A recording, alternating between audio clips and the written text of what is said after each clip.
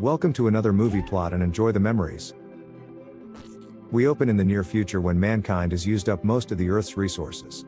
A few megacorporations like Martel have replaced the governments and develop underwater habitats on the ocean floor. Project Neptune is a large underwater laboratory run by the biologist Claire and is aimed at building entire aquatic cities.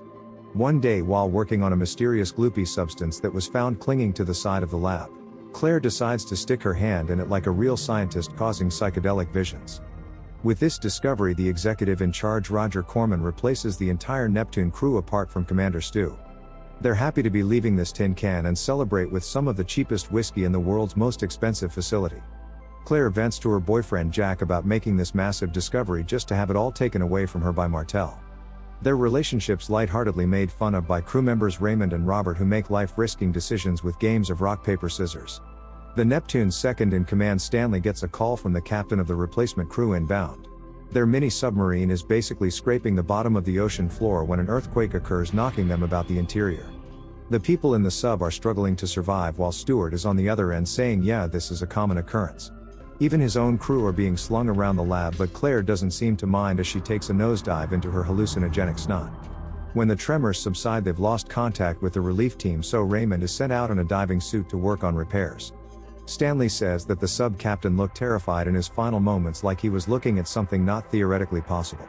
Stuart brushes it off as a natural reaction to an earthquake while simultaneously being borderline comatose during it himself. The only other people on board is Tom, who basically does nothing, and Dr. Babs, who treats a few superficial wounds. Claire sees some of the suspicious goo on the floor and sticks her face in it again, as this woman's got a real problem. Robert is sent out in one of the Neptune mini-subs to look for the other vessel and to rescue any survivors if possible. Raymond is still working outside the lab and manages to get the lights repaired when he's seemingly attacked and his feed goes dead. The crew find him in the moon pool, having been transformed into the same gelatinous crap that Claire keeps sucking face with. Of course, this means that she sticks the giant jellyfish thing inside a tank, as we're keeping the Raymond blob as a pet. Rob discovers the relief sub on the ocean floor but returns to the station with news that the hatch was opened and no sign of survivors. Stuart tries to prevent tests from being performed on Raymond the jellyfish, but everyone sides with Claire that they should do an autopsy. That night, Jack warns Claire that they should dispose of it, but she has an unexplainable level of trust for the big blob of snot. While sleeping, Claire's dreams get all wonky and she's beckoned over to the fish tank by what is now completely transformed into a giant manta ray with googly eyes. Just then, another earthquake shakes the crew awake and Stu comes out to find them all standing around observing Manta Raymond. He orders everyone to evacuate the base and leave the creature for another group to deal with, but Claire argues that it could be dead by then. Stu doesn't give a crap and sends Robert out in the mini-sub to retrieve the other vessel, as it's the only shuttle capable of carrying the whole Neptune crew. Robert's the most expendable crew member, I guess, but when he reaches the submarine, one of Sting Raymond's cousins shows up. It begins grinding on the hull, so Robert repels it with an electrical discharge. Then this crazy freak talks about going outside. Before he can put on his diving gear and swim over to the other sub, more of the creatures swarm him and we lose radio contact. This is when Stuart tries to make the crew sign a non-disclosure agreement, but everyone takes Claire's lead and says screw that. Only Stanley the suckle-up consents to signing the document, while Stewie orders the computer to suffocate Manta Raymond. As the tank drains, the creature busts out and this dumb computer says that the room experienced violence, so maybe that means it died. Stu and Stan take their vape pens to the lab and discover that it didn't in fact die and is instead somewhere in the sewer system. The crew intelligently split up to search for it, and a jump scare raises questions: why are there rats all the way down here? The computer tells Claire about a possible sighting in the workshop, but Thomas goes to check it alone and finds himself locked inside. He chucks his laser pen at it like that's going to do something before being discovered by the rest of the crew having suffocated. They assume that it was the creature, however shifty Stu insists on having no autopsy and discarding the corpse into the ocean. Meanwhile, Claire has another encounter with the Manta Raymond when it crawls his no bone having behind out of a drainpipe. He bombards her with the same footage you'd get from a hyperspeed jump, leaving her in a blissful state of mind. She leaves this encounter learning about a fish people colony on the bottom of the ocean, but says that she must visit it alone. Jack says alright bye, and while she takes off in the sub, Jack pretends to be trapped inside a room by one of the creatures. The computer calls the others and they discover him unconscious, however it was just a ruse so that he can get inside the med bay without arousing suspicions. He conspires with Barbara to get some answers, and while she performs an autopsy, he searches the computer for classified files. Barb learns that Tom died from asphyxiation and that the room was sealed off under the orders of the commander. He's been monitoring her work, and before she can warn anyone, he seals off the room and suffocates her as well. Meanwhile, Claire is ushered by a couple of the creatures through a cave filled with the hallucinogenic goo. It connects to an air pocket where she steps outside into a cotton candy biome with bubble observatories and neighbors. She just broke into one of the creatures' homes where Raymond is still alive and hanging out down here the whole time. He explains that the creatures are a friendly alien race whose purpose on Earth is to help humanity overcome its own screw-ups. Raymond allowed one of them to hide inside his diving suit as a way to get into the base and warn them about an impending earthquake. This cotton candy is made up of the same gelatinous substance that makes up everything in the alien's biology.